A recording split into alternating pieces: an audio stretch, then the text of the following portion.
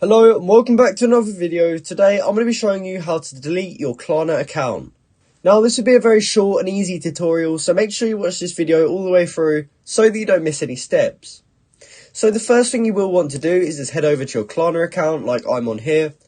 And what we can do from here is just go into the top right corner, and here's where we can actually access our profile. So from here we want to go down to our settings, and you should be able to see this here just above notifications. So when you click on that, we'll have a whole bunch of different settings.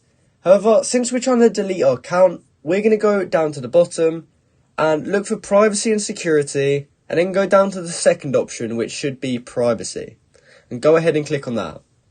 So as you can see, there's no actual button that says delete Klarna account right here, but what we will have to do is click this request for personal data button, and here we have the option to delete our personal data and terminate our customer relationship with Klarna.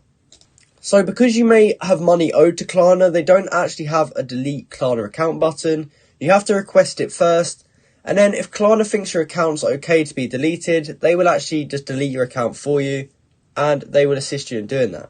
So in order to do it, we'll have to scroll down to the bottom of this page, and the first question, we'll have to choose one of these. So since we're trying to delete our account, we're going to choose this one. So we're going to click this and select exercise the right you have to your personal data deleted and terminate your relationship with Klarna. And then we will just have to fill out this form too. And then we can submit this form.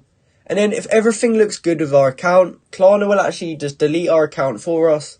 So that's exactly how you can delete your Klarna account. I hope you found this video helpful, and I hope you successfully managed to delete your account and all of your data. If you did find this video helpful, please comment down below to say this video helped you out, and like and subscribe for more content like this. Thanks for watching.